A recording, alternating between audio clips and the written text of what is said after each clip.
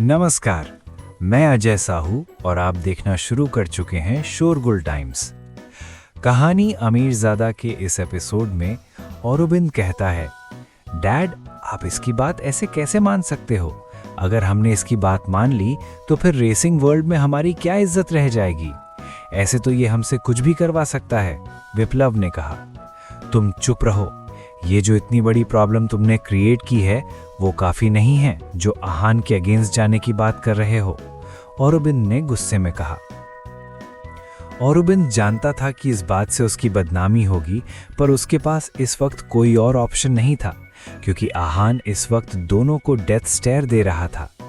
क्या आहान इस बात को जाने देगा या इस शर्त के चक्कर में जाएगी एक जान? इस एपिसोड की शुरुआत कुछ इस तरह होती है। चलिए अब जानते हैं इस एपिसोड में और क्या कुछ नया होता है।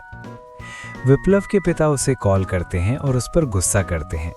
वो आहान से शर्त के बारे में नेगोशिएट करने की कोशिश करते हैं और आहान मान जाता है। वो कहता है कि सोमांश या विप्लव में से किसी एक को जान देनी पड़ेगी। विप्लव, अपने बॉडीगार्ड से कहो कि वो सोमांश को तुरंत जान से मार दे। औरोबिंद ने धीरे से ऑर्डर दिया। उसे डर था कि कहीं आहान अपनी बात से पीछे न हट जाए। विप्लव ने अपने डैड की बात सुनी, पर वो ना अपनी जगह से हिला और ना ही उसने अपने बॉडीगार्ड को कोई ऑर्डर दिया। मास्टर प्लीज मुझे छोड़ दीजिए, मेरी जान मत लीजिए, सोमांश ने कहा। उसे समझ आ गया था कि अब वो बलि का बकरा बनने वाला है। कहाँ मर गए हो तुम लोग? मैं तुम लोगों को मुंह छुपाने के पैसे देता हूँ क्या? औरोबिंद बॉडीगार्ड्स को बुलाने के लिए फोन से ही चिल्लाया। हाँ मास्टर। जो बॉडीगार्ड्स इस वक्त जमीन पर लेटे हुए थे वो उठकर खड़े हो गए और भागकर कैमरा के आगे आ गए। दोनों ने रिस्पेक्टफुली औरोबिंद को देखकर बाव किया। सोमांश को खत्म कर दो, औरोबिंद ने ऑर्डर दिया। Yes master, your wish is our command, उन दोनों ने कहा। वो दोनों सोमांश को मारना नहीं चाहते थे क्योंकि वो भी गैंगटॉक का ही था और वो सोमांश को भी अपना बॉस मानते थे, पर औरोबिंद के ऑर्डर के आगे वो कुछ नहीं कर सकती थी। बिग मास्टर, प्लीज मेरी जान बख्श दीजिए, मुझे मेरी फैमिली के खातिर छोड़ दीजिए प्लीज। सोमांश हाथ जोड़कर रोने और गिड़गिड़ाने लगा। किसी ने सोमांश की कोई बात नहीं सुनी और ना ही कोई उसकी मदद करने आगे आया।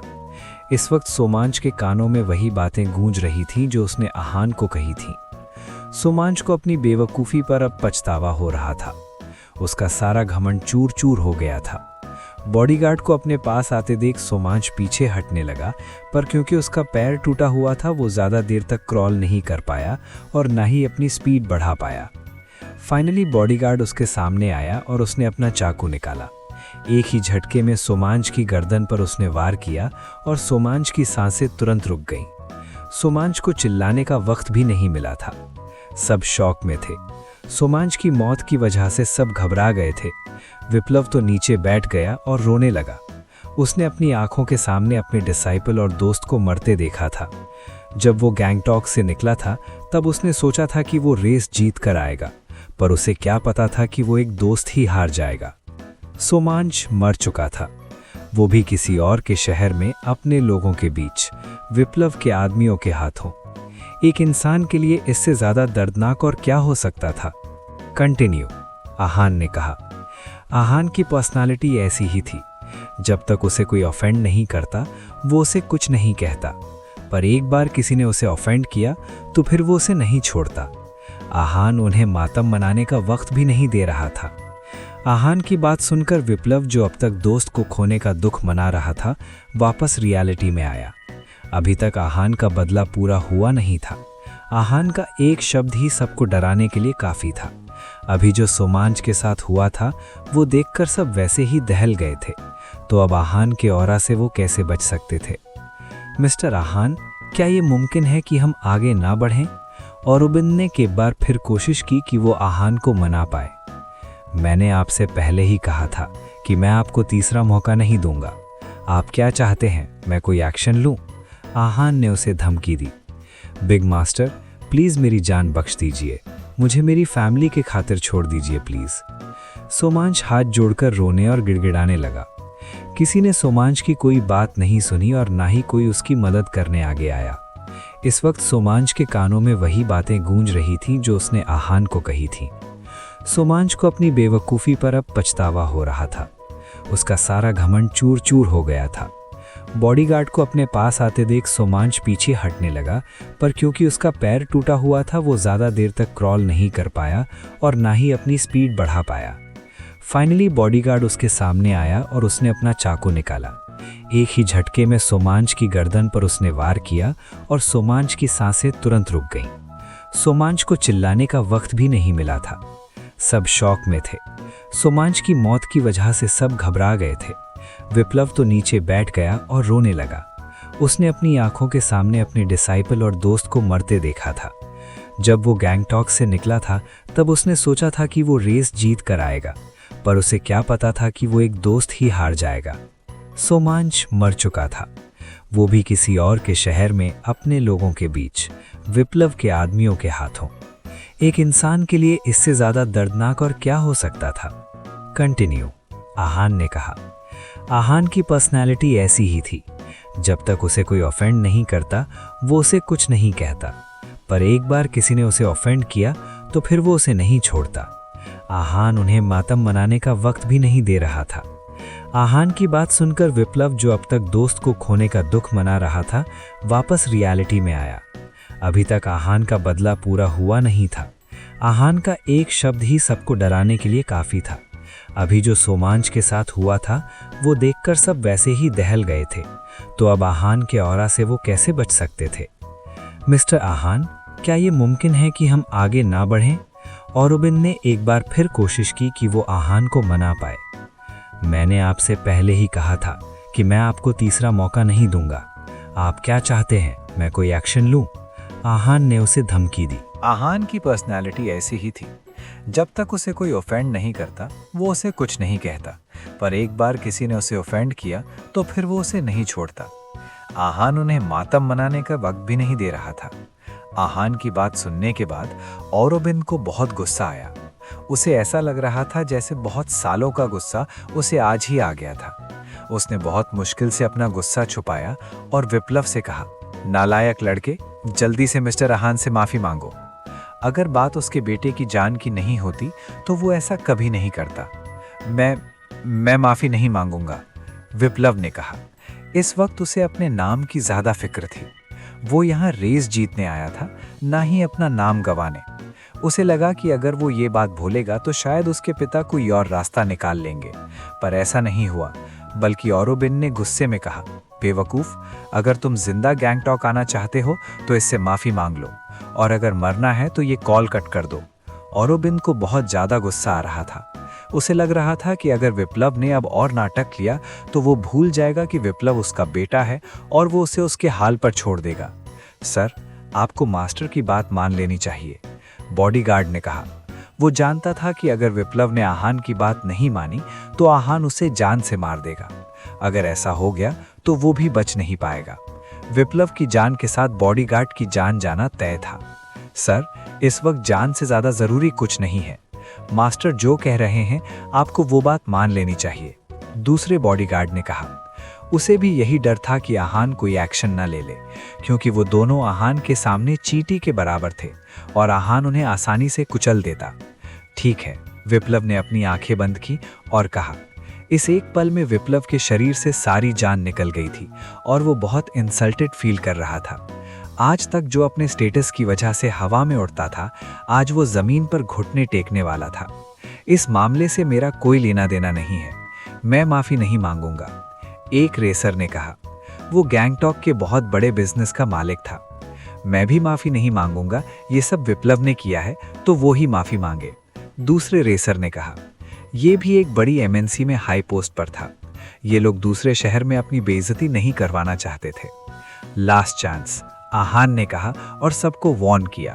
बॉडीगार्ड्स, अगर इसमें से कोई भी घुटने टेक कर हाथ जोड़कर माफी ना मांगे तो तुम उसकी टांगे तोड़ देना, and this is my order, औरोबिन ने स्क्रीन के थ्रू चिल्लाते हुए कहा। वो अपने बेटे की वजह से वैसे भी बहुत परेशान था। अब वो नया टंटा नहीं संभालना चाहता था। नॉर्मली वो इन रेसर्स को या उनकी फैमिली को ऑफेंड नहीं करता था, पर अब बात विप्लव की जान की थी। यस मास्टर, जैसा आप बोले, दोनों ने तुरंत कहा। सब जानते थे कि ये बॉडीगार्ड्स औरोबिंद की कितनी बात मानते हैं, तो अब अगर किसी ने माफ़ी नहीं मांगी तो ये दोनों सच में उसकी टांगें तोड़ देंगे। इसके बाद वो लोग कुछ कर भी नहीं पाएंगे क्योंकि वो लोग बैनर्जीज का स्टेटस मैच नहीं कर सकते थे। सर, एक बॉडीगार्ड ने विप्लव से कहा। विप्लव हार कर अपने घुटनों पर बैठ गया और शर्म से अपनी गर्दन झुका ली। ऐसा लग रहा था उसमें कोई जान नहीं बची थी और वो बस एक कठपुतली की तरह ऑर्डर्स फॉलो कर रहा था। ये देखकर ऑडियंस में काफ़ी लोगों ने अपना कैमरा और फ़ोन निकाल लिए और इस सीन को रिकॉर्ड करने लगे। उनके लिए ये सब बहुत एक्साइटिंग था। क्लिक क्लिक, हर तरफ से फ़ोटो कैप्चर होने की आवाज़ आ रही थी। तुम सब खड़े क्या हो? मास्टर जो कह रहे हैं वो करो या फिर हम हमारा ऑर्डर माने। बॉडीगार्ड ने बाकी रेसर्स से कहा। उसकी आवाज़ में गुस्सा साफ नजर आ रहा था। हर तरफ से फोटो कैप्चर होने की आवाज़ आ रही थी। तुम सब खड़े क्या हो? मास्टर जो कह रहे हैं वो करो या फिर हम हमारा ऑर्डर माने। बॉडीगार्ड ने बाकी रेसर्स से कहा। उसकी आवाज़ में गुस्सा साफ नजर आ रहा था। बॉडीगार्ड के बात सुनकर एक एक करके रेसर्स अपने घुटने टेक कर बैठ गए। लास्ट में बस 2 ही लोग खड़े रहे और वो नहीं बैठे। उनकी गर्दन जरूर झुकी हुई थी। सब का मतलब सब होता है, आहान ने उन दोनों को देखते हुए कहा। दोनों बॉडीगार्ड्स ने 1 मिनट इंतजार किया, पर फिर भी जब वो नहीं बैठे तब दोनों उन दोनों की टांगें तोड़ने उनके पास जाने लगे। उन बॉडीगार्ड्स को अपने पास आता देख दोनों बहुत डर गए और तुरंत नीचे बैठ गए। मिस्टर आहान, मुझसे बहुत बड़ी गलती हो गई है, प्लीज मुझे माफ कर दो, विप्लव ने हाथ जोड़कर कहा। विप्लव की जो इस वक्त हालत थी वो जीना ही नहीं चाहता था बल्कि मर जाना चाहता था। विप्लव ने ये बात आहान से आंखें बंद करके कही थी। विप्लव ने अपने एंसेस्टर्स को छोड़कर कभी किसी के सामने हाथ नहीं जोड़े थे, पर आहान के सामने ये करना पड़ा। सारे रेसर्स ने विप्लव के एक्शंस को फॉलो किया। आहान ने सपने में भी नहीं सोचा था कि उसके सामने एक दिन ऐसा सीन भी आएगा। आहान ने कुछ नहीं कहा, बस अपना मुंह बिगाड़ लिया। मैंने पहले ही कहा था कि मुझे तुम्हारी माफी नहीं चाहिए। मैं चाहता हूं कि तुम मनाली के सारे रेसर्स से माफी मांगो, आहान ने कहा।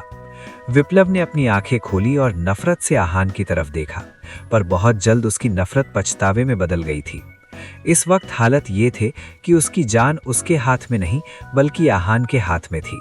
वो आहान की बात नहीं टाल सकता था। उसने एक लंबी सांस ली और कहा, मैं मनाली के सारे रेसर्स से हाथ जोड़कर माफी मांगता हूँ। मैं बेवकूफ था जो मैंने तुम लोगों की इंसल्ट की, प्लीज मुझे माफ कर दो। हम सब भी आप सब से माफी मांगते हैं, बाकी के रेसर्स ने एक साथ बोला। जब विप्लव ने माफी मांग ली थी तो वो इस बात को टालने वाली कौन होते थे। ये सीन मनाली के रेसर्स के दिल को सुकून दे रहा था। ऑडियंस ने भी इसके पूरे मजे लिए और इसकी अच्छी खासी पब्लिसिटी की। औरोबिन ने जब ये सीन देखा तब उसे भी लगा कि उससे बहुत बड़ी गलती हो गई है। अब उनकी इज्जत मिट्टी में मिल चुकी है। अब उसे इसके कॉन्सिक्वेंसेस फेस करने पड़ेंगे। पहले गलती करो, फिर पछताओ और माफी मांगो, आहान ने सरकास्टिकली कहा। आहान की टोन की वजह से सबके रोंगटे खड़े हो गए थे। किसी ने नहीं सोचा था कि आहान इतना पत्थर दिल हो सकता है कि वो उन्हें सीधे तरीके से माफ भी ना करे और ताना सुनाए। आज मनाली के स्टेडियम में सबने जो देखा था वो ये दोबारा कभी नहीं देख पाएंगे। मिस्टर आहान, अब तो विप्लव और बाकी सब ने आपसे और बाकी सबसे माफी मांग ली, अब तो आप उसे जाने देंगे? औरोबिन ने पूछा। वो ये सब देख रहा था और फाइनली उसने ये सवाल पूछ लिया। या गेट लॉस्ट, आहान ने कैजुअली अपना हाथ हवा में लहराते हुए कहा। ऐसा लग रहा था जैसे वो इंसानों को नहीं बल्कि मच्छरों को भगा रहा था। उन सब की ऑलरेडी इतनी बेइज्जती हो चुकी थी कि आहान का उन्हें ऐसे ट्रीट करना किसी को बुरा नहीं लगा। सब चुपचाप उठे और वहां से चले गए। औरोबिन ने भी कॉल डिस्कनेक्ट कर दिया। दोनों बॉडीगार्ड्स ने सोमांश की बॉडी को उठाया और उसे वहां से ले गए।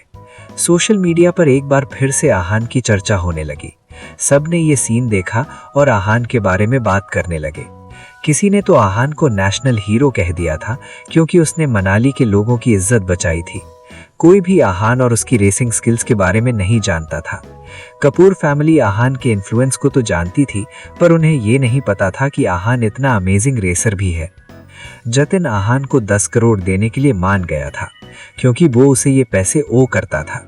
उन्हें लग रहा था कि वो आहान को जान गए हैं, पर असल में आहान को पूरी तरह कोई नहीं जानता था। मयूर, दीक्षांत और उनके बाकी साथी रूम में चले गए। वहीं आहान कुछ देर बाहर ही रहा। रूम में आने के बाद उन्होंने वेबसाइट पर आज का पूरा सीन अपडेट किया। आज जो कुछ भी हुआ उसे पढ़ने के बाद बाकी के रेसर्स कैसे रिएक्ट करेंगे। बस इसी के साथ ये एपिसोड यहीं पर समाप्त होता है। आगे जानने के लिए बने रहिए हमारे चैनल शोरगुल टाइम्स के साथ। आज के लिए बस इतना ही। अब कल तक के लिए हमें इजाजत। नमस्कार, धन्यवाद।